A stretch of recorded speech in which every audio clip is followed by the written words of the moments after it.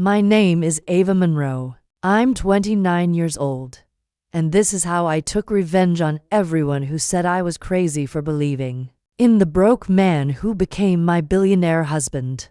The flashbulbs hit like fireworks as I step out of a sleek black SUV onto the velvet ropes of a tech gala in downtown LA. The carpet is lined with photographers screaming our names. Liam Ford, my husband, stands beside me in a tailored tux, a calm smile on his face. He's worth $2.3 billion now. The entire event is honoring him, but the spotlight feels like it's on me. Because I remember when the only red carpet I saw was the stain on our hand-me-down couch. I remember when our date nights meant splitting gas station burritos. I remember when I sat in a cheap diner at 2 a.m., wiping tears on a paper napkin while my sister hissed across the booth, "You're throwing your life away on a guy with a dream and a laptop." And I remember what I said back. Nothing. Because back then, I had no defense. Just faith. They said I was ruining my future. That I was blind. That I needed to wake up. I whisper now, over the sound of my heels clicking against polished stone. But I wasn't the one asleep. As Liam waves to a crowd of investors, I catch my reflection in the gala window, polished, poised, powerful, and for a second, I see that girl I used to be, sitting alone, broke, mocked, and silently refusing to give up. That girl didn't know how or when, but she knew one day she'd be walking through this moment. And when she did, she'd remember everything.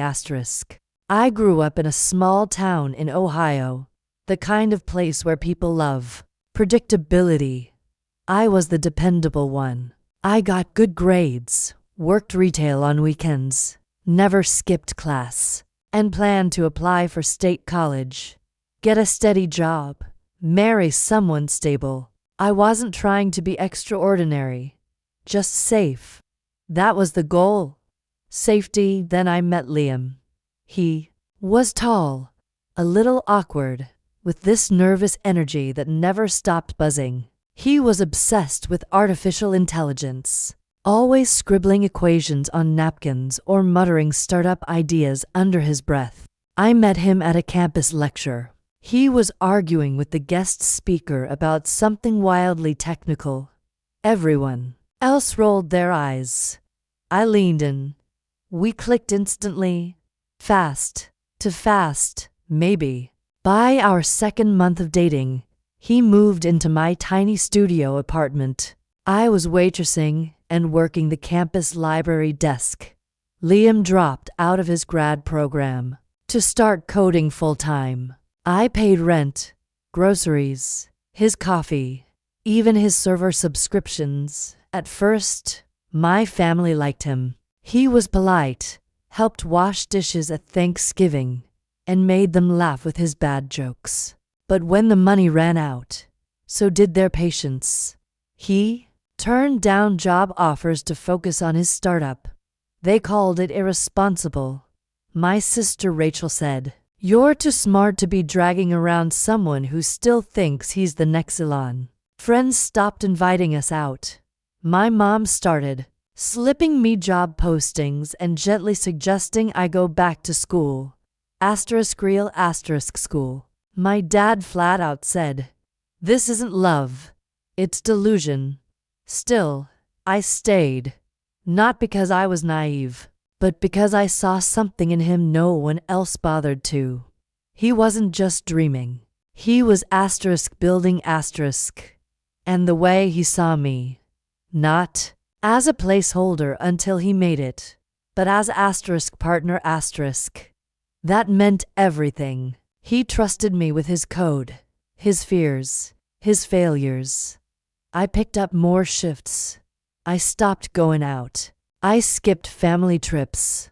I even turned down a proposal from my high school ex, Mason, who, after I declined, posted on Facebook that some people just love their charity cases. I saw it. I saw all of it. But I didn't walk away, because I wasn't choosing a man. I was choosing belief. Belief in someone. Belief in us. And for that, they treated me like I was insane. I thought bringing Liam to my cousin's wedding would be a turning point. A chance to show everyone that he was still standing, still trying, still worthy. I bought him a suit we couldn't afford. He even rehearsed what to say if anyone asked about his work.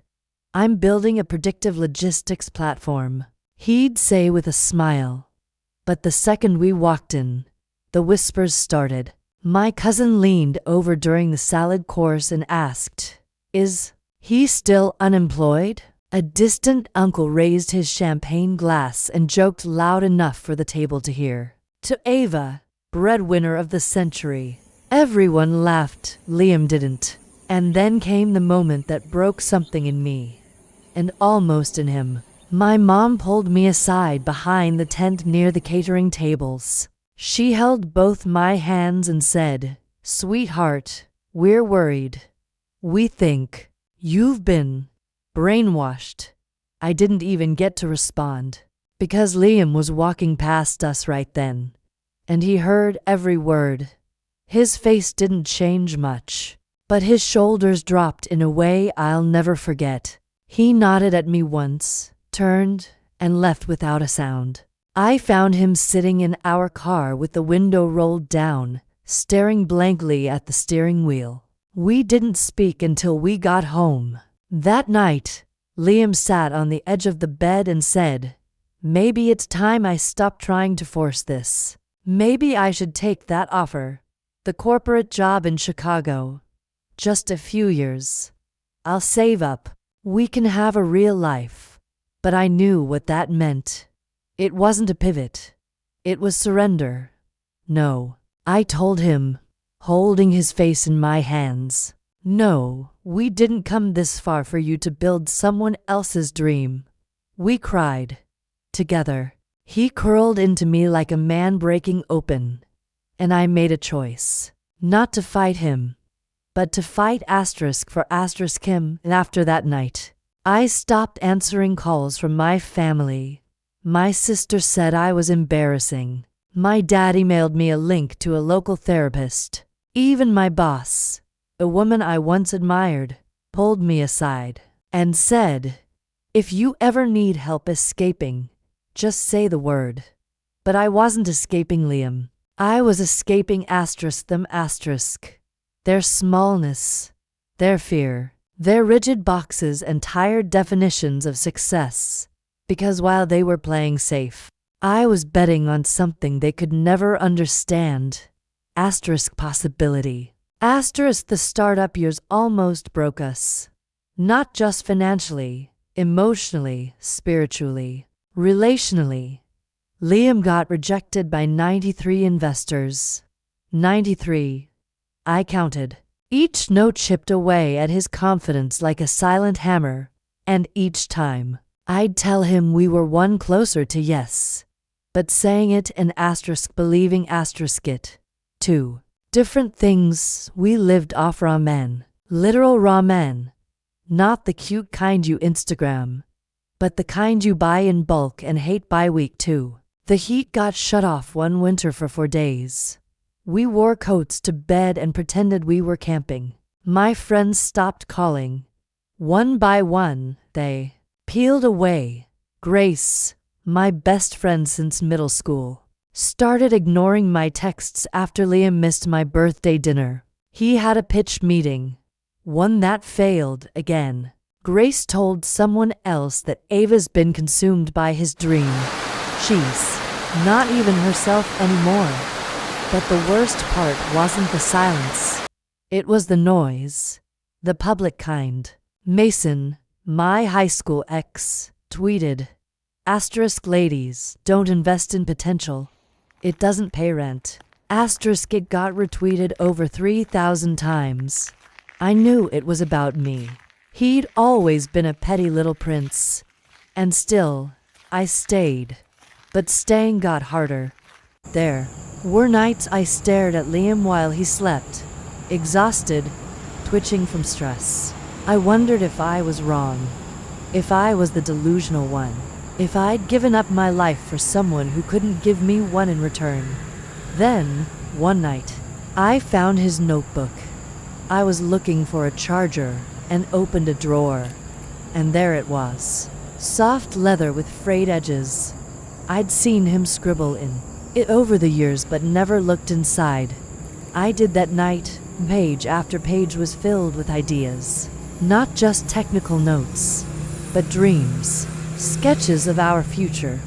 One page read, * hire a piano instructor for Ava. Surprise her with a Steinway. * another, * pay off her dad's medical debt, quietly. * and one last one.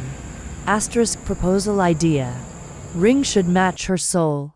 Quiet brilliance. No flash. But when it catches light, everything stops. * I sat on the floor and cried. Not because he was perfect, but because he never stopped believing * in me *. Even when I'd started to forget why I believed in him. That was the night I stopped needing validation. From Grace, from my mother, from Mason, from anyone *. A month later, one investor, a woman who recently exited her own company, saw Liam's prototype and decided to write a small check. Not big enough to fund everything, but enough to breathe. And that's all we needed. A breath. One client led to another. A viral thread on LinkedIn. A feature in TechCrunch. Within a year, his AI platform was the industry darling, solving last-mile delivery issues for businesses across the country. Liam's name started popping up on Founders to Watch lists. And suddenly, everyone remembered us. Grace sent flowers just because. My mom posted a #TBT photo of us with the caption, * proud of these two. Knew they'd change the world someday. * Mason. Yes, Mason slid into my DMs. * didn't expect you two to actually pull it off. Props. * I stared at the screen for a long time, then took a screenshot. And that's when I started a new page in Liam's notebook. A list of names. Not out of spite. Out of memory, because I was done letting people rewrite history. Now Liam is everywhere. TechCrunch, Wired, Forbes. He's the face of innovation. The quiet genius with the billion-dollar smile. But he never lets the spotlight blind him. Every time a mic is in his face, he says the same thing. * none of this happens without Ava. * he means it. I know he does.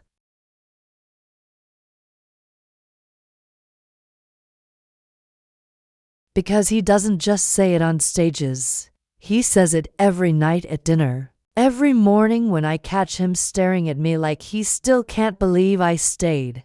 Then one day, he takes me back to that diner. The same cracked leather booth, where I cried into a cup of burnt coffee, where my sister told me I was wasting my life.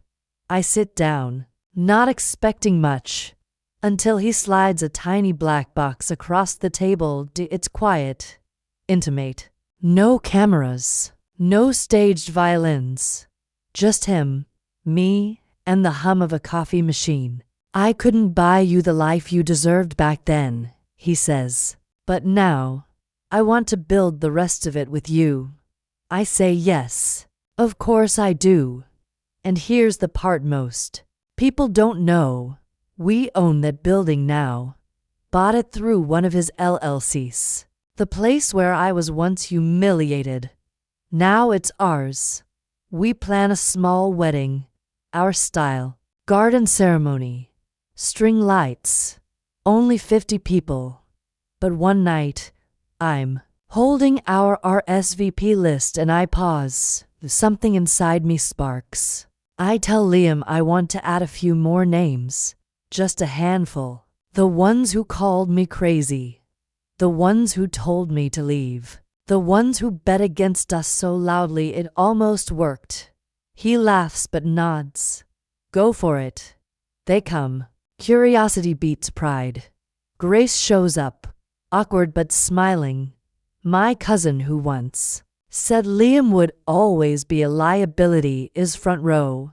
Even Mason comes, alone, wearing a smug little grin, probably hoping to be forgiven just by showing up.